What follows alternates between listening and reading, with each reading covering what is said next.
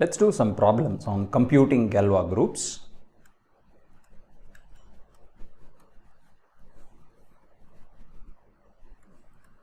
Compute the Galois group.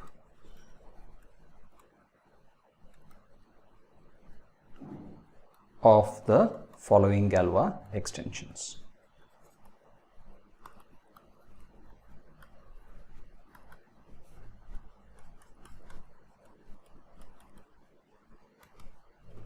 So the first problem, so let's look at the Galois extension Q root 5 over Q. Okay, so first we should ensure that this is indeed a Galois extension. In this case, observe it's Galois. Well, that means two things, normal and separable. To check that it is a normal extension, we just have to realize that this field Q root 5 is actually nothing but the splitting field of an obvious polynomial. Look at the polynomial x square minus 5 with coefficients in Q. The splitting field of this, so what are the roots of this? Plus and minus root 5, and this field is generated by the roots of that polynomial. So by the usual definition of splitting fields, this is exactly the splitting field, so it's normal. And separable comes for free because the characteristic of Q is 0. So recall that if the base field is either characteristic 0 or a perfect field, then any algebraic extension is automatically separable. Okay, so what is a Galois group? So let's see, observe that we know the cardinality of the group.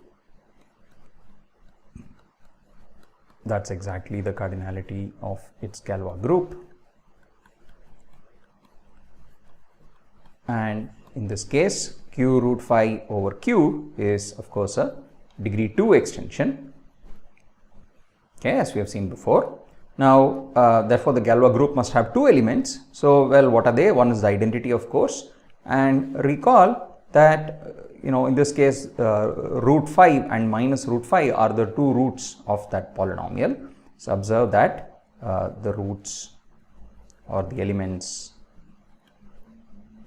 plus minus square root 5 are the roots of the polynomial, the reducible polynomial x square minus 5. Okay.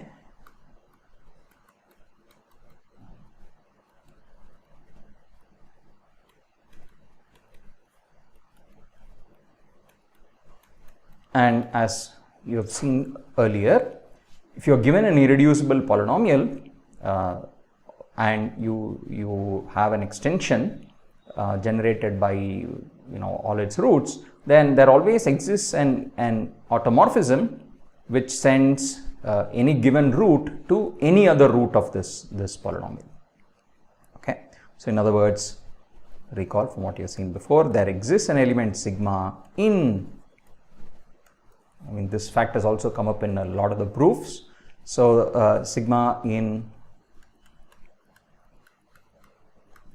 the Galois group such that sigma sends this root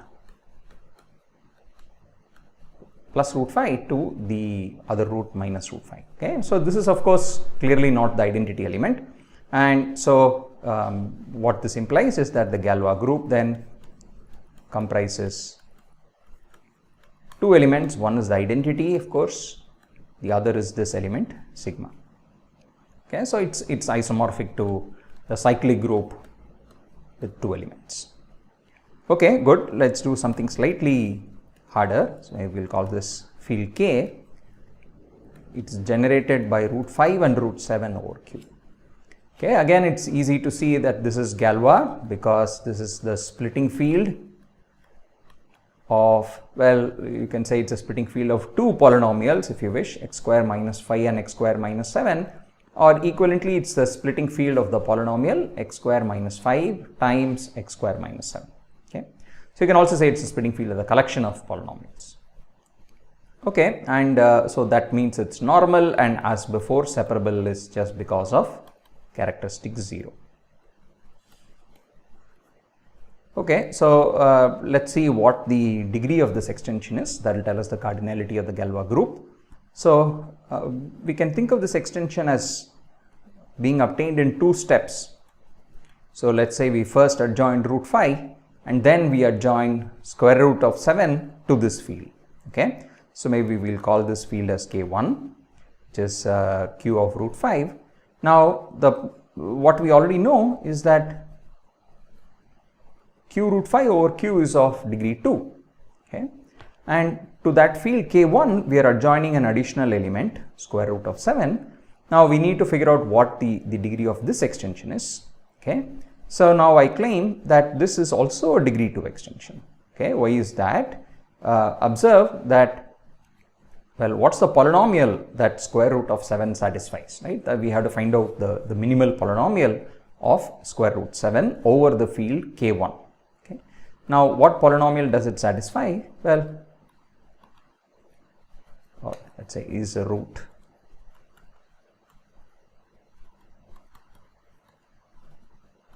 of, well, the obvious polynomial x square minus 7, okay, which I can think of as having either rational coefficients or coefficients in K1. Okay, so definitely this square root of 7 satisfies this degree 2 polynomial, but maybe it also satisfies a degree 1 polynomial. Okay, we don't know that. In other words, could it happen that square root of 7 already lies inside K1? Okay, if that happened, then of course K over Q would only be a degree 2 extension. So therefore, this implies that K over K1 is at most the degree of G. Okay, it's at most a degree 2 extension, but claim it can't be a degree 1 extension. In other words, this element that we adjoin cannot already be inside this field Q root 5. Okay, why is this? Well, this is sort of one of those nice little proofs like root 2 is irrational and so on. Suppose not, you would try and write. If not, then you should be able to write square root of 7 in terms of, well, of the form a plus b root 5, where a and b are both rational numbers, because that's what elements of q root 5 look like. And then you sort of square both sides of this equation and conclude that, well, this is 7 equals a square plus 5b square 2ab root 5. Okay, now the only way this equation can hold true is if, well, observe that root 5 is irrational, so all the other terms are rational. This implies that that term ab root 5 cannot occur. Okay, since all the other terms are rational, this would be the only irrational term otherwise. Okay, which means a or b is 0. Okay, but in that case, observe that this equation can't hold, right? So I've already said this is 0. Now, if you look at what's left, 7 equals this. If I put a equal to 0 or b equal to 0, then I can't find a rational solution for the other guy. Okay, but observe, if b equal to 0, then I conclude a square is 7. Okay, which means that a is not, as we know, square root of 7 is not rational. So I'm using some facts that square root of 7 is not rational here. Similarly, if a is 0, this will imply that b square is 7 by 5, and therefore b is again, b can't be rational because b is the square root of 7 by 5. So we've used a couple of facts that square root of 7 and square root of 7 by 5 are not rational numbers. Okay, but that proof is the usual kind of proof, like proving square root of 2 is irrational. Okay, so that's basically what this claim involves. So we've shown this. Therefore, we conclude the following, that K over K1 is a degree 2 extension, K1 over Q is a degree 2 extension, therefore K over Q is a degree 4 extension. Okay, now what does that mean? That means that the Galois group K over Q should have 4 elements. Okay, so of course the next question is, what group of order 4 is it? What's the structure of this group? So let's try and find some elements in this group, just like what we did in the earlier case. So recall how do I find elements of this Galois group? Observe the following fact. Any element in this automorphism group, Galois group, is uniquely determined once I know what it does to the two generators, square root 5 and square root 7. So observe any sigma in any element of the Galois group is uniquely determined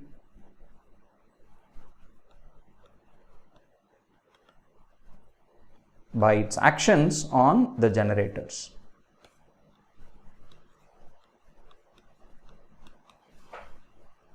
Okay. Why? Because any other element of the field just can be expressed as a polynomial in these generators, and so sigma acting on that element can be uniquely computed. Okay, so let's see what are all the possibilities. So therefore, we'll try to list the possibilities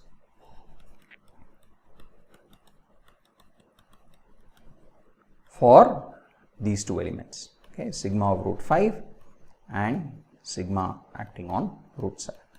So what are these? They are both elements of K, right? So both sigma root 5 and sigma root 7 are elements of this field Q root 5, Q root 7, Q of root 5 comma root 7.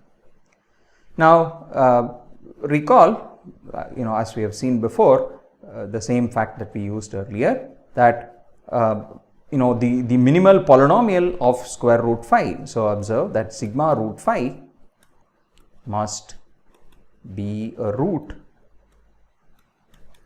of, so maybe we will just call these numbers something like alpha be root 5 and beta denote root 7. Then sigma of alpha must be a root of the minimal polynomial of alpha over Q.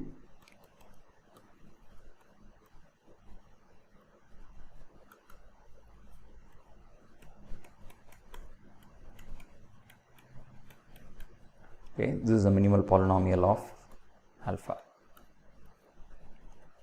over Q. Okay. So what does this mean? This means that, and what is this minimal polynomial? It's the smallest degree reducible polynomial that root 5 satisfies, and in this case it's easy to see this minimal polynomial is just x square minus 5. Okay. So therefore we conclude that when I act sigma on this element alpha, it has to be a root of the polynomial x square minus 5. Therefore, this can only be one of two possibilities. So this can either be root 5 or minus root 5. Okay. Now, similarly, I also look at the other guy, beta. Observe that its minimal polynomial over Q is just x square minus 7. Okay. I mean, we have to show this is irreducible, but we have done examples like this before. Now, the roots of this polynomial are plus or minus square root 7. Therefore, analogously, when I take sigma, I act it on root 7, I can only get plus or minus root 7. Those are the only possibilities. Just like here, sigma of root 5 can only be one of these two numbers. Okay, so how many possibilities are there in all? Well, there are two possibilities for sigma of root 5. There are two possibilities for sigma of root 7. Between them, you get only 4 possible, choices of sigma. So what this means in particular is that all these 4 must actually be elements of the Galois group, because the Galois group we have already deduced has 4 elements. Okay. So all these 4 possibilities must in fact be realized. Okay. So therefore the Galois group, so this is the Galois group of automorphisms of K over Q has the following 4 elements, okay, which are determined by what it does to each of them. So one of them is root 5. It says, okay, root 5 goes to minus root 5, root 7 goes to plus root 7. So we will call this something sigma. Root 5 goes to plus root 5, root 7 goes to minus root 7. Let's call this tau. And then there is the composition of sigma and tau, which takes both of them to their negatives. And then there is the identity map, of course. So these are the 4 elements which belong to the Galois group, and this should be familiar. I mean, observe that each of them sigma square, tau square are both identity, right? If you apply them twice, sigma tau and tau sigma are the same, doesn't matter which order you do it, and this is exactly the set of relations for the Klein 4 group. Okay, or if you wish, it's the direct sum of two copies of Z mod 2Z. Okay, good. So let's do another one, slightly more complicated, which is, let's take the base field again to be Q, and let's take the polynomial x cubed minus 5, and let K denote its splitting field of this polynomial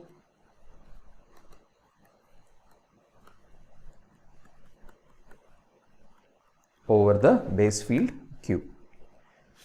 Okay, what does that mean? Well, I have to just take the roots of this polynomial. I know what the roots are in the complex numbers. It's a cube root of 5 and cube root of 5 omega, cube root of 5 omega square, where omega is the primitive cube root of unity. Okay, and maybe I'll give this real cube root of 5. So this is something, this as a real cube root of 5, call it alpha. Observe, this is also the same as you first adjoin alpha, then you adjoin omega to it separately, right? Because if I have alpha and I have alpha times omega, I can get omega from it. Okay, good. So what do we know about this field? Again, it's Galois because it's the splitting field already. It is separable because again its characteristic 0. Okay, now let's try and figure out what the degree of this extension is. So I start with Q and I need to go all the way up to K, which is Q of alpha comma omega. Again, I will think of it as being realized as a successive tower of extensions. So I first adjoin alpha. Now what polynomial does alpha satisfy over Q? What is the minimal polynomial? So observe, alpha satisfies, well, alpha is the root of the polynomial x cubed minus 5, and in fact we know that this polynomial is an irreducible polynomial. It's irreducible over Q, for example, by using the Eisenstein criterion. Okay, so recall the Eisenstein criterion requires a certain prime number P that you use to prove the irreducibility. Here you can take that prime to be 5. So this prime divides well, it doesn't divide the leading term, it divides the constant term, and the square of this prime does not divide the constant term. Those were the conditions you needed for the Eisenstein criterion for irreducibility. So alpha is a root of this cubic polynomial, which is known to be reducible over Q, which implies that this extension here must be a degree 3 extension, okay, because the degree is the same as the degree of the irreducible polynomial that alpha satisfies. Now what about the other one up here? We need to look for what is the polynomial that omega satisfies over this field Q alpha. Okay, so this field, we are adjoining omega to the field K1 now. Now observe, omega satisfies, well, is a root of a certain quadratic polynomial, right? So recall the cube root of unity satisfies this polynomial, and this is, well, it has rational coefficients, but I can also think of the coefficients as coming from this larger field K1, right? So omega satisfies a quadratic polynomial with coefficients in K1, which implies that this extension here, so I don't know at this moment whether this is an irreducible polynomial or not, but whatever it may be, I know that this extension is at most degree 2, right? Now the claim is this is in fact irreducible, this polynomial is irreducible. So this is irreducible in even over this larger field K1x. Well, why? Because if not, if it's not irreducible, it has to factor into a product of two linear factors. This is after all quadratic. If not, then it would imply that then both roots belong to K1. So then it will imply in particular that omega comes from K1. Okay. Now, which is not true, because remember K1 is just Q adjoined a certain real number, which is alpha in this case. So I adjoin alpha, the answer is definitely real. It's a subfield of the real numbers. But omega is definitely not a real number, right? We know what omega is. It's got a certain non-zero complex part. So this is not real. Okay. So this is a contradiction. So this establishes that omega does not belong to the field K1. Therefore, this polynomial is irreducible. Therefore, let's go back. We can remove this less than or equal to symbol. This is exactly a degree 2 extension. So all told, therefore, it's a degree 6 extension. Therefore, K over Q is degree 6. And so this must also be the cardinality of the Galois group. So there should be 6 automorphisms of K which fix Q pointwise. So let's look for those 6. Okay, let's try and figure out, just like we did earlier, what those 6 must look like. And as before, we will try to analyze. So observe, as before, that if I give you a sigma in the Galois group is determined uniquely by its action on the two generators. In this case, the two generators were cube root of phi, which is alpha, and the cube root of 1, the complex cube root of unity, which is omega. So let's see what these things have to be. So observe for a start that what can sigma of alpha be? Well, what are the possibilities? Sigma of alpha can only be one of the 3 possible roots of the minimal polynomial of alpha. Okay. So possibility sigma of alpha has to be one of the 3 roots of the minimal polynomial of alpha over the base field. Okay. And what was that minimal polynomial? We already said this, it was x cubed minus 5. And so what are the 3 possible roots of that equation? They were just cube root of phi, cube root of phi omega, and cube root of phi omega square. So there are 3 possibilities for alpha. Can map, there are 3 possibilities for sigma of alpha. It can either go to alpha, alpha omega, or alpha omega square. Now analogously, we ask, okay, what about the other generator? What can sigma of omega map to? Okay, by the same token, now we need to ask, what is the minimal polynomial that omega satisfies over Q? Okay, so I have this element omega in K. Omega satisfies some irreducible polynomial over Q.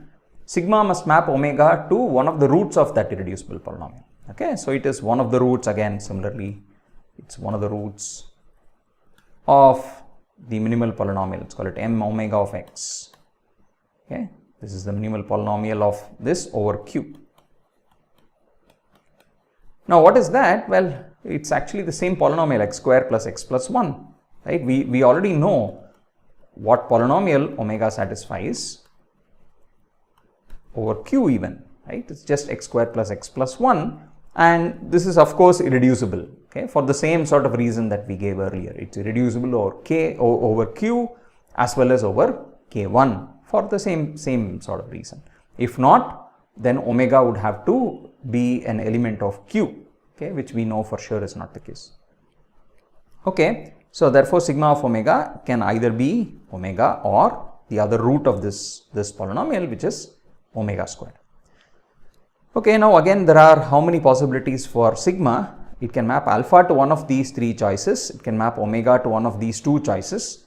Put together, there are 6 possible choices maximum. Okay, all choices need not always be consistent, okay, but these are the maximum possible choices. There are only 6 of them. Okay, but we already know that the Galois group has exactly 6 elements, which means that all 6 of these possibilities must actually be, really possible. They must arise. Okay, therefore, what we conclude is that all 6 possibilities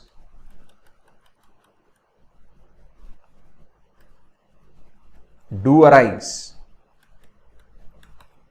okay, when you look at the possible elements of the Galois group. So let's write out these 6 elements. So let me, like we did earlier, let me say alpha goes to alpha, let's say omega goes to omega square. So let me give this map a name. Let's call this sigma. Okay. Now let's look at another one. Alpha can go to alpha omega. Let's call this tau, and omega goes to omega.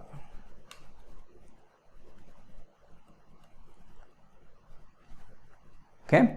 Then let's look at what are the other possibilities. So the remaining elements can more or less be obtained by looking at various compositions of sigmas and taus. Now just with this sigma and tau, observe many things, that if I, for example, compose sigma with itself, what is sigma composition sigma? Well, this map, which we'll call sigma square, takes alpha to alpha to alpha, right? I'm composing it twice, omega goes to omega square, and when I compose it once more, what should it do? Well, omega squared, so it goes to omega squared squared. Okay, when I apply sigma again, but that's omega to the 4, which is omega. Okay, therefore, what do I conclude? Sigma square is therefore just the identity map, because it maps both alpha and omega to themselves. Of course, it maps q to q, right, as a pointwise identity. Now, similarly, if you compute tau cubed, you will notice that it's again the identity map. And if you compute sigma tau sigma inverse, you will notice that this is tau square. Okay, so I'm sort of leaving these two here as exercises for you to compute. So what we have generated are, well, 5 elements, I suppose. Sigma tau, well, okay, not quite. We have only looked at sigma and tau as elements, and then we are looking at the various relations that they satisfy. So observe that this final equation here tells you that this group is non-abelian, because sigma tau is not the same as sigma tau sigma inverse should have given you tau if sigma and tau commuted with each other. Okay, so this implies that sigma and tau do not commute. Okay, and of course, all this fuss is more or less to say that this is a non-abelian group of order 6, and the relations are probably familiar already. This is the group S3, or if you wish, it's the dihedral group with 6 elements, another way of saying the same thing. Okay, so observe that the 6 elements are exactly the automorphism group of K over Q. In this case is just the symmetric group S3. And you can write out all the 6 elements if you wish. It's identity, tau, tau square, then there is sigma, sigma tau, and sigma tau square. So they will realize these 6 elements will give you all the 6 possibilities. Okay, alpha mapping to one of the 3 alpha omega square, omega mapping to one of the 2 possibilities omega or omega square. Okay, now recall that what are the subgroups of this? What do the subgroups look like? So let's try to bring in the fundamental theorem of Galois theory here. So what do the subgroups of S3 look like? So let's I just wrote out all 6 elements, and it's easy to see that this, for example, is a subgroup of order 3. Okay, it's the only subgroup of order 3, the alternating group. And there are a few subgroups of order 2, right? Identity sigma, identity with sigma tau, identity with sigma tau square. These are 3 subgroups of order 2. Okay, and that's it. So let's write out all the possibilities. There's the identity, let's just call it E in this case. Then there is, maybe we should just write it as ID. So it's the identity subgroup. Then there is identity sigma, sigma tau, identity with sigma tau square. Okay, these are the order 2 subgroups, and then there was an order 3 subgroup, identity tau square. Okay, and then finally the full group itself. Okay, just the group S3 in this case. Now let's draw the inclusion relations among them. So this contained in this is contained in this. So when you draw a line, it just means that the subgroup on top is contained in the subgroup on the bottom. Okay. So this is the partially ordered set whose elements are the subgroups and where the partial order is just one of containment. So I've drawn them here. Now what does the fundamental theorem of Galois theory say? That this is in one-to-one correspondence with the subfields of K. Okay, well, I should actually say the intermediate subfields of this extension, meaning subfields which lie between K and Q. Okay, so let's see what are the various possibilities. We already know what this map is, right? So given a subgroup, recall what the fundamental theorem of Galois theory says. If I give you a subgroup H, you are supposed to send it to the fixed field of H. Okay, the elements of K which are pointwise fixed by every element of H. Okay, so now I know that some things are obvious. If I take the identity, then the identity fixes every element of K, so that goes to K. If I take S3, then the only elements of K fixed by all elements of the Galois group, that's going to be the base field, right? So that was the definition of a Galois extension, if you wish. Now I have K and Q at the two ends, and then I have, well, there should be some subfields corresponding to these four subgroups. So let me call it K1, K2, K3 and K4. Okay, so again I should have now inclusion relations in the same way. Okay, I should be able to find subfields like this, which are all which have the same inclusion relations. Okay, so recall this is an inclusion reversing bijection between these two sets. So the question is, what are these K1, K2, K3 and K4, right? Let's try and figure them out. They are the fixed fields. Now what is K1? Well, K1 is by definition the fixed field of the subgroup whose elements are identity, tau and tau square, right? Now what do we know? Well, what is tau? I sort of said what tau does. It maps alpha to, let's write it out again, alpha goes to alpha omega, omega goes to omega.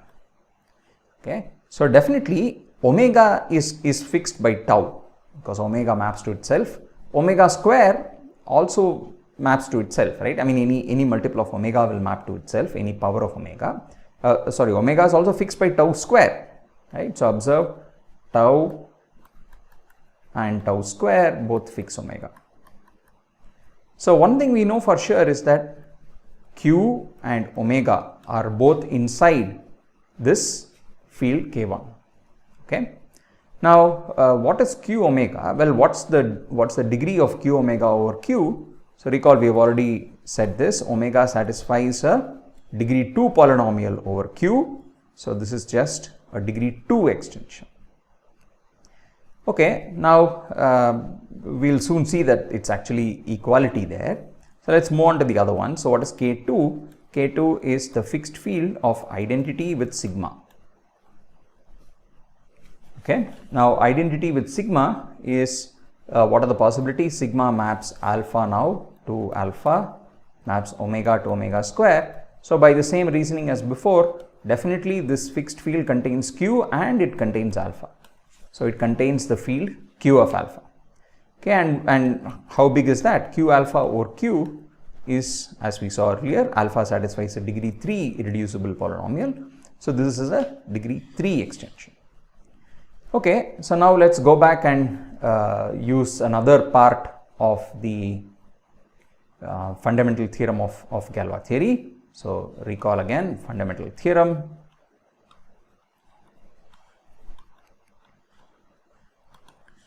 Says the following: if I have this subgroup H, then the cardinality of H is actually the same as the degree of the extension K over KH. right? So this was one of the parts of the fundamental theorem. So let's use this now because it gives us some valuable information. So what does it say? Let's look at the subgroups. So these are the three subgroups here whose cardinality is 2, right? So identity sigma has cardinality 2. So it says that K over K2, right? This extension must have degree 2. Okay, this is a subgroup of cardinality 2. So this extension must have degree 2. And similarly, this extension must have degree 2. Similarly, now this is a subgroup of cardinality 3. Therefore, this extension must have degree 3. Okay, so that's what we conclude. Now, observe that the total extension, which is K over Q, that we already know what its degree was. That was the original Galois extension whose degree was 6, right? So that allows us to sort of conclude that to calculate the degrees of these other extensions by using the tower property. So for example, I go from Q to K1 to K, the total degree must be 6, so therefore this must be 2. Now total must be 6, so these 3 must all be 3s. Okay, so I can work out all the degrees of the extensions by using this other part of the fundamental theorem. Okay, now let's go back and revisit what we know about K1, K2 and so on. So K1Q I know is degree 2. Okay, now what do I know about K1? I know that K1 contains Q omega certainly. K1 is at least as big as Q omega, but Q omega over Q is already degree 2. Okay, so by degree considerations, by degrees, I conclude that K1 cannot be any bigger than Q omega. That's about it, because already I have gotten degree 2. Okay, by the same token, I take K2, which is, it contains Q alpha for sure, but the degree of K2 over Q is 3, right? So I have already gotten 3, I can't get anything larger, so this can only be Q alpha. Okay, and similarly, if you look at the other two fields, K3 similarly will be Q of alpha omega, and K4 turn out to be Q of alpha omega square. Okay, so these are all the degree 3 extensions. So what we have really is we've sort of looked at the entire fundamental theorem of Galois theory in this case. Okay, good. Now let's do one last computation, and this time not over the field Q, but rather over a finite field. Okay, so compute the Galois group of the extension Fpn over Fp. Okay, first let's check that this is Galois again. So we need what? Normal and separable. Normal is easy because recall Fpn more or less is the splitting field. This is how it was constructed if you wish. You just take this polynomial x raised to the p to the n minus x, and in fact all the solutions, the roots themselves form a field. So for sure it's the splitting field of this polynomial. Okay, this polynomial splits completely over this field. So therefore it is normal. And separable, recall, again comes for free in this case because we had shown that Fp being a finite field is perfect. Okay, therefore any algebraic extension of a perfect field is automatically, any algebraic extension of Fp is automatically separable. Okay, so it's Galois for sure. So the question is, what's the Galois group? Well, we know the cardinality Fpn over Fp, recall, is just a extension of degree n. Therefore the Galois group, the automorphisms which fix Fp, this must have cardinality n. So again we could try and find some elements of this Galois group. Now since we didn't quite construct Fpn as Fp adjoined with some elements, rather we did something more indirect, wrote it as a splitting field of some polynomial and so on. So we don't quite know, given an element of Fpn, what exactly is its irreducible polynomial and so on. So the sort of analysis we did for the first 3 problems won't work here. But fortunately, we actually have some ready-made elements of the Galois group. So recall, when we talked about perfectness and so on, we introduced what we called the Frobenius map. Okay, so what was the Frobenius? Well, because Fp is perfect, it's an automorphism for Fp to the n, in fact. So recall the Frobenius automorphism of Fpn is just the map. Okay, let's call it phi, which takes any element to its pth power. Okay, we had shown that this is a field automorphism. Because Fpn is finite, this is, it's always injective. Because Fpn is finite, this is surjective as well. So it was an automorphism. Okay, so here's at least one element phi, it's an automorphism of Fp to the n. Observe that if I take an element A which comes from the base field Fp, then phi of A is actually equal to A. Okay, because remember, elements of Fp, they satisfy A power P is A, right? So every element of Fp certainly satisfies this equation. Okay, now, why did I say this? This therefore means that phi is an element of the Galois group. It not only is an automorphism of Fpn, it also fixes every element of the base field Fp. Now the claim is that this element phi that we have constructed, let's try and compute its order in this group. Okay, it's an element of the Galois group. What is its order? Okay, the total order is n. So the order of this element in the Galois group has to be some divisor of n, but the claim is that the order is exactly n. Okay, in other words, the Galois group is cyclic. Okay, so what does that mean? Here's what I'm going to prove, that if I compose phi with itself k times, suppose I compose phi with itself k times to get identity, then this means that this can't happen if k is smaller than n. So let us just say this. This can't be the identity if k is any number that's smaller than n.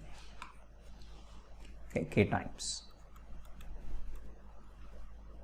Okay, why is this? Well, let's try to see what this would mean. Okay, so if phi to the k is identity, so phi to the k is just this composition. What does this mean? This means that how do I apply phi? I keep so when I act it on an element, phi to the k acting on an element A is just a to the p, the whole to the p, the whole to the p, and so on. So it's a to the p square, a to the p cubed, etc. So this is just a to the p to the k. Okay.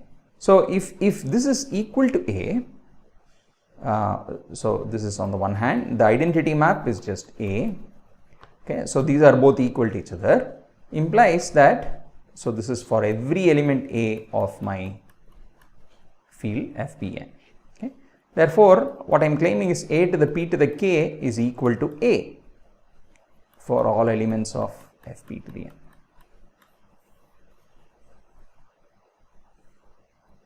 Okay, but observe that if you look at this polynomial, x to the p to the k minus x, consider this polynomial.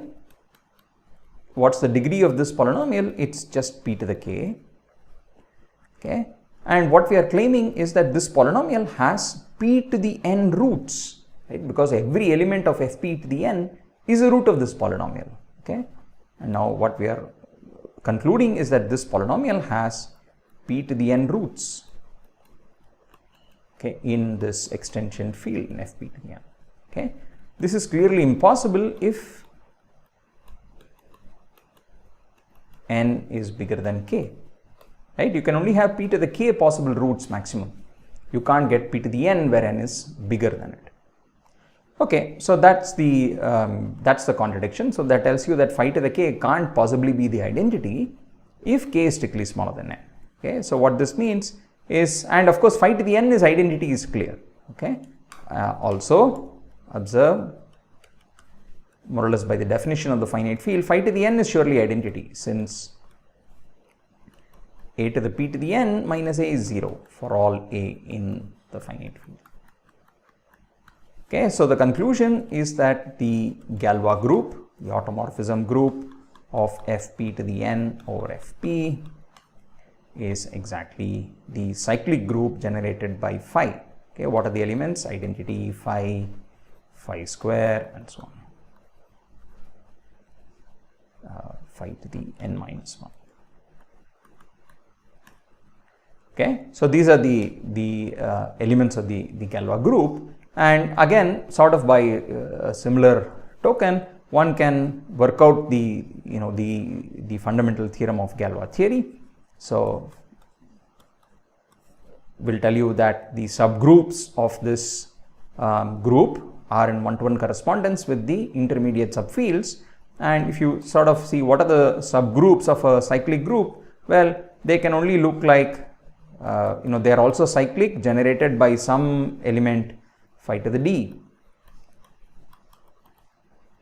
right, phi to the n, okay, where d is some divisor of n.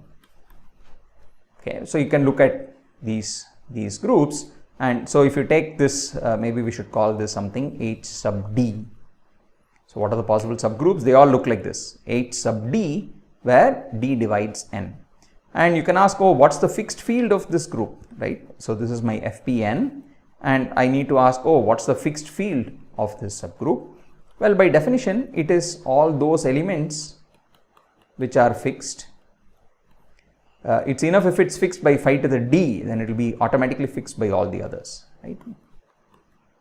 So this is almost like the calculation we just did. So what is this? This is just all those elements A, such that a to the p to the d minus a is 0. Okay, so it's all those elements of fpn which satisfies this property. And recall that from the earlier discussion of subfields of finite fields and so on, this collection here is actually this HD, the fixed field, is it's the copy of, it's the unique copy of the finite field f to the p to the d that lives inside f to the p to the n. Okay, so recall, go back and look at that earlier lecture. For every divisor d of n, you can find a unique copy of fp to the d inside fp to the n. And how do you get that copy? You just take those elements of fpn which satisfy this exact equation, a to the p to the d minus a is 0. Okay, good. So that sort of ties it up nicely with what we have seen earlier. And you can also draw, for example, the same sort of diagram which we did. You can see what are the divisor relations and so on. And similarly, you can get something on the other side which tells you how the various subgroups live inside fpn. Okay, so I'm going to leave that as an exercise for you to figure out. So these lines here are just going to go between two numbers d and d dash, whenever d divides d dash. That's going to be those lines there. Okay.